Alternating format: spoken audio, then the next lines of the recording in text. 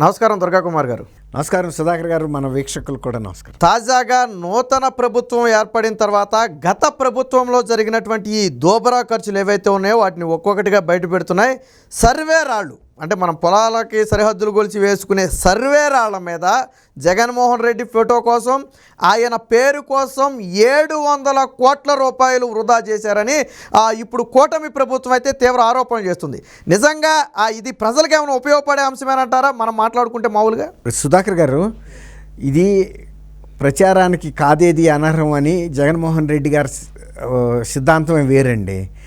దేశం అంతా ఒక దారి అయితే చిలిపి కట్టిది ఒక దారి అని ఈయన ప్రజల డబ్బుని గతంలో రాజులు కూడా ఇట్లా దుర్వినియోగం చేయలేదండి. వాళ్ళు చాలా బాధ్యతగానే వ్యవహరించేవాళ్ళు. కట్టింది ఏదైనా ఉంటే నిర్మాణాలకి చేశారు, కానీ ఇలాంటి సర్వే రాళ్ళు స్కీమ్ ఎవరికి రాలేదండి. ఇప్పుడు కాదు, మొఘల్ సామ్రాజ్యం అసలు పూర్వకాలం నుంచి కూడా రాళ్ళు ఉండేయండి, సరిహద్దు రాళ్ళు అనేది. అసలు భూమి ఏర్పడి కొంచెం ఈ భూ యాజమాన్యాలు అనేది తెలిసిన తర్వాత ఎవరిదాళ్ళు ఇది నాది అది నీది అనుకున్న దగ్గర నుంచి కూడా అప్పటి నుంచి రాళ్ళు ఇది ఉందండి ఈ సిద్ధాంతం. కానీ ఎవ్వరికి కూడా ఇటువంటి ఆలోచన దేశంలో కూడా ఎక్కడ రాలేదండి, ఇంతవరకు చరిత్రలో కూడా రాలే. వాటి మీద ఈయన గతంలో శిలాశాసనాలు చెక్కించినప్పుడు కూడా రాజులు వాళ్ళ బొమ్మలు వేయించుకోలేదండి. ఆ శాసనం ఎంతవరకు అంతవరకే చెక్కించారు. ఆపరేటివ్ పార్ట్ అంటారు. వాళ్ళు ఏం చెప్పదలుచుకున్నారో ఏది అయితే శాసనంలో ఉంటుందో అక్కడ రాజుగారి ముద్ర ఎన్ని ఇవ్వండి. ఈయన టైంలో వచ్చేటప్పటికి ఇప్పుడు 77 లక్షల గ్రనైట్ రాళ్ళని పాలిష్ పెట్టి ఆ పాలిష్ మీద ఈయన ముఖ చిత్రాన్ని చిత్రించారండి.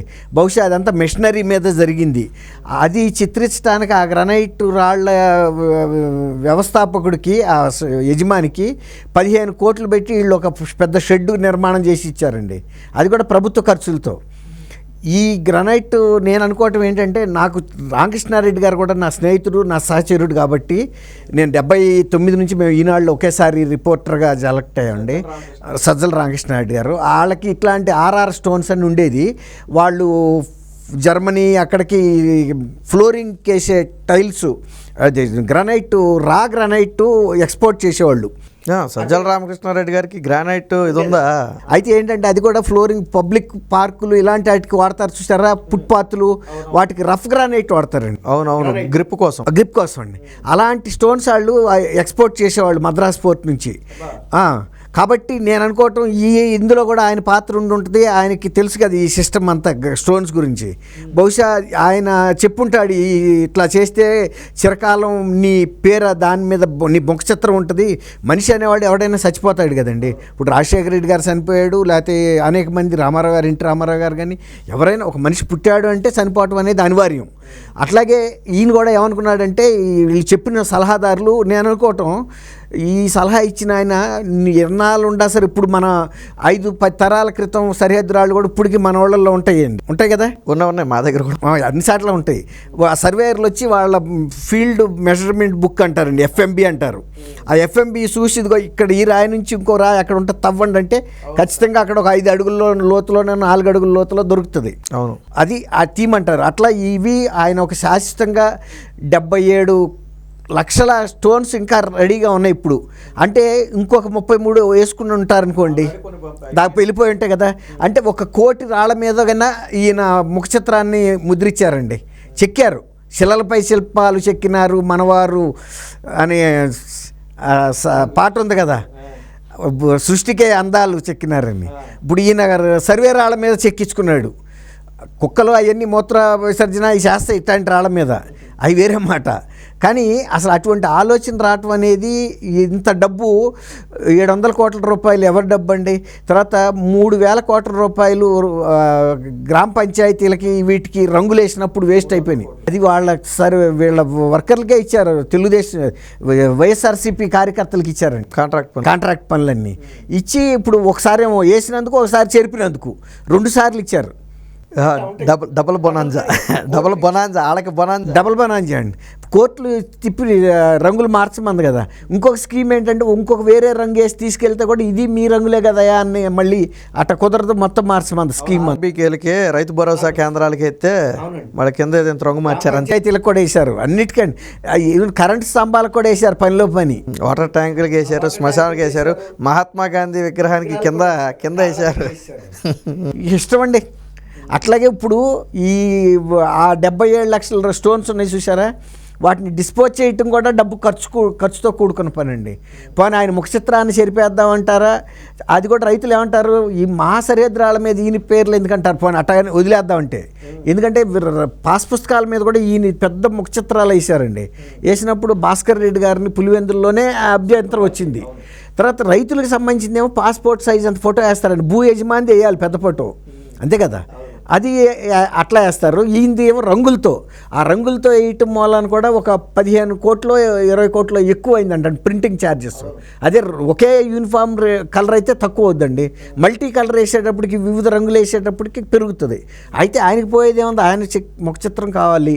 ఇప్పుడు మీకు గుర్తుందో లేదో, ఇళ్ళకి తీసుకొచ్చి నీవే మా నమ్మకం, నీవే మా దైవం అని కూడా తలుపులకు అతికిచ్చెళ్ళారు, స్టిక్కర్లు అతికిచ్చెళ్ళారు.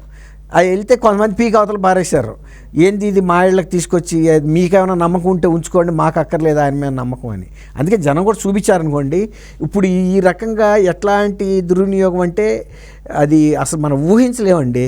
ప్రజలు కూడా మరి ఎట్లా గమనించారో కానీ నిజానికి ఈయన చేసిన ప్రతి అకృత్యం జనం దృష్టికి అయితే వెళ్ళిందండి.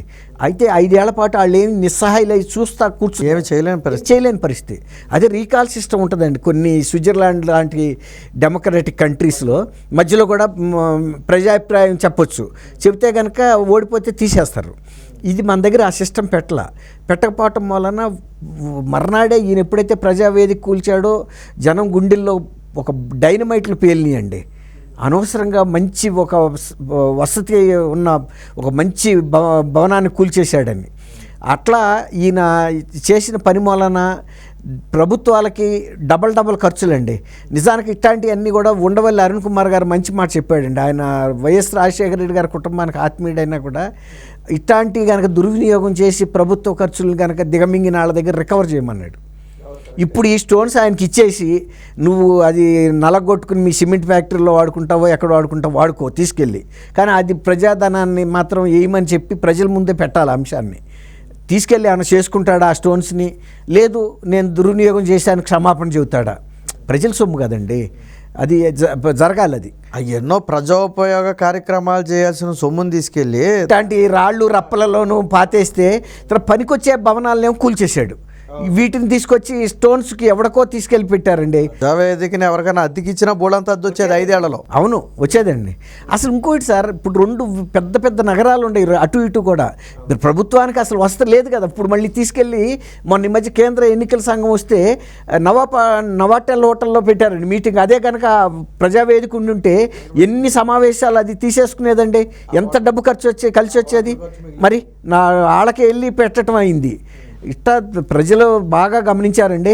ఇంకా కూడా ఎన్ని బయటకు రావటమే కాదు, ఇప్పుడు తెలుగుదేశం ప్రభుత్వం కూడా ప్రజల ముందు వాటికి సంబంధించిన ఫోటోలు కూడా రిలీజ్ చేయాలండి. ఆ 77 లక్షల స్టోన్స్కి సంబంధించి ఆల్రెడీ వీడియోలు కూడా ఏదో వైరల్ అవుతున్నాయి. చేయాలి.